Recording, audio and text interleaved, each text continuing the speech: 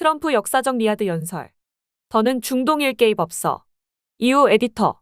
최근 몇 년 너무 많은 미국 대통령이 외국 지도자들의 영혼을 조사하고 그들의 죄를 심판하는데 미국의 정책을 쓰는 게 우리 일이란 관념에 시달려왔다. 나는 심판하는 건 하나님의 일이라고 믿는다. 나의 일은 미국을 지키고 안정과 번영, 평화란 근본적 이익을 증진하는 것이다.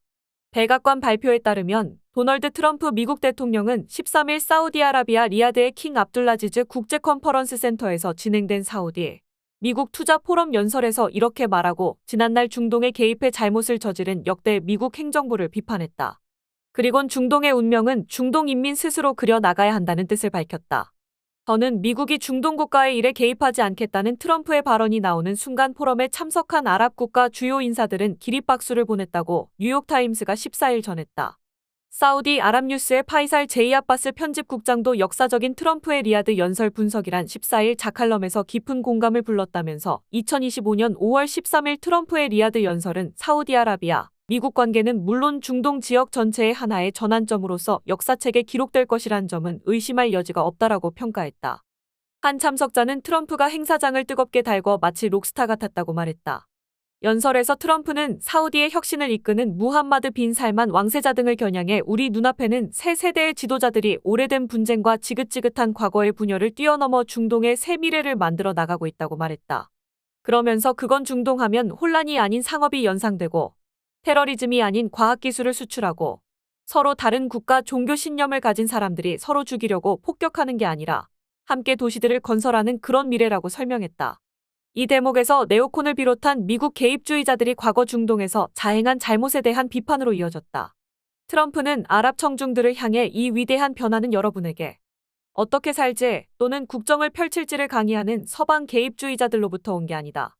리야드와 아부다비의 빛나는 성취는 수조 달러를 쓰고서도 카불과 바그다드 그리고 아주 많은 다른 도시들을 개발하는 데 실패했던 이른바 국가 건설업자들과 네오콘들 또는 리버럴 비영리기관들에 의해 만들어진 게 아니다라고 말했다. 트럼프는 현대 중동의 탄생은 여러분 자신의 주권국가를 발전시키고 여러분 자신의 독특한 비전들을 추구하며 여러분 자신의 운명을 그려나가는 지역 인민 자신에 의해 이루어졌다고 강조했다. 그러면서 국가 건설업자들은 본인들이 건설한 것보다 훨씬 더 많은 나라들을 파괴했고 개입주의자들은 심지어 자신들도 모르는 복잡한 사회들에 개입해왔다고 비판했다. 이란을 향해서도 압박과 함께 화해의 손짓도 했다. 또 이란을 중동에서 가장 파괴적 세력이라고 지칭한 트럼프는 나는 과거 이란 지도자들의 혼란을 비난하는 것뿐 아니라 그들에게 훨씬 더 낫고 희망찬 미래를 향한 새로운 길과 훨씬 더 나은 길을 제안하고자 이 자리에 섰다며 성과를 낼 수 있다면 언제든지 평화와 파트너십을 선호할 것이라고 말했다. 그러나 이란 지도부가 올리브 가지를 거부하고 이웃 국가들을 계속 공격한다면 이전처럼 이란의 석유 수출을 제로로 만드는 최대 압박을 가할 수밖에 없을 것이라고 경고하기도 했다. 레바논을 향해선 나의 행정부는 경제 발전과 이웃들과의 평화를 지닌 미래를 만드는 걸 도울 준비가 되어 있다고 했고 미국의 제재 해제를 약속한 시리아의 아메드 알샤라 신정부를 향해선 국가 안정과 평화 유지에 성공하길 희망한다고 했다. 이를 입증하듯 트럼프는 14일 리야드에서 사우디의 빈 살만이 지켜보는 가운데 시리아의 알샤라 임시대통령과 만났다. 중동의 미래와 관련해 트럼프는 이 지역에 책임 있는 나라들이 이 순간을 낚아채고 여러분의 차이는 제쳐두고 여러분을 단결시키는 이익들에 초점을 맞춘다면 그때는 이 세계의 지리적 중심, 가장 위대한 종교들의 정신적 심장인 바로 여기에서 곧 목격하게 될 일에 전 인류가 놀랄 것이다라고 주장했다. 트럼프 연설을 역사적이라고 했던 아바스 편집국장은 중동의 역학변화 가능성을 내비치며 이란에까지 화해의 메시지를 보낸 점, 제재 해제 등 시리아 위기 대응, 팔레스타인인인 여권 개선 공약, 레바논 재건 지지 약속 등을 포함한 중동 지역 안정의 포괄적 접근법을 보여준 것에 주목했다. 또한 과거 중동에서 저지른 미국의 잘못을 시인하고 조지 W 부시 같은 네오콘과 오바마 같은 민주당 행정부의 개입주의적 전략들을 비판한 부분을 평가했다. 이날 연설은 트럼프 집권 1기 때의 중동 정책 기조와는 사뭇 달랐다. 1기 때는 전통적 맹방인 이스라엘의 이익을 중심에 놓고 베냐민 네타냐후 정권을 전폭 지원하는 한편 이슬람 시아파 정권인 이란을 주적으로 삼고 팔레스타인의 존재는 의도적으로 부정했다. 뉴욕타임스에 따르면 이라크 아프가니스탄 전쟁부터 이스라엘 팔레스타인 분쟁까지 모든 중동의 핵심 현안에 대한 미국의 개입에 반감을 지닌 일부 주민과 중동의 지도자들은 트럼프의 발언을 환영하고 있다.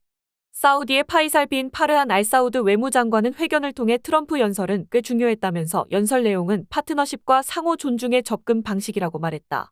수십 년간 이어져 온 미국의 중동 정책 방향을 완전히 뒤집은 이날 연설 관련 영상은 중동 국가들에서 SNS를 통해 빠르게 퍼지며 화제가 되고 있다고 뉴욕타임스는 덧붙였다.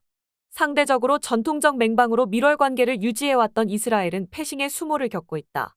트럼프가 백악관 복귀 후 첫 공식 해외 순방으로 사우디, UAE, 카타르 3국만 찾고 이스라엘은 쏙 뺀 데다가 실제 내용도 이스라엘의 뜻과는 많이 달랐다. 당장 시리아 대응만 해도 그렇다. 연합뉴스에 따르면 이스라엘은 아라사드 정권 붕괴 이후 시리아 공습을 강화하며 점령 지역인 골란고원 영유권을 굳히는 한편 미국의 제재 해제에 반대해왔다.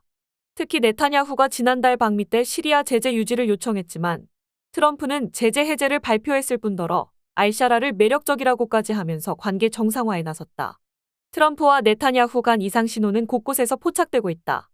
트럼프 행정부는 7일 공개된 예멘의 친일한 반군 후티와의 휴전 합의를 사전에 이스라엘과 조율하지 않았고 가자 지구에 억류돼 있던 미국 이스라엘 이중국적 인질인 에단 알렉산더의 석방을 위해 팔레스타인 무장 정파 하마스와 직접 협상을 진행해온 사실도 미리 통보해주지 않았다. 한편 로이터 통신에 따르면 이스라엘군은 14일 오후 늦게 가자 북부 가자시티 내 여러 지역에 새로운 대피 명령을 내리고 공습을 가했으며 폭격당한 자발리아 주택가를 중심으로 어린이 등 최소 80명이 사망했다. 이번 공습은 이스라엘의 휴전을 압박하는 트럼프의 중동 순방 중에 단행됐다는 점에서 소외된 네타냐후의 분풀이가 아니냐는 해석도 나오고 있다.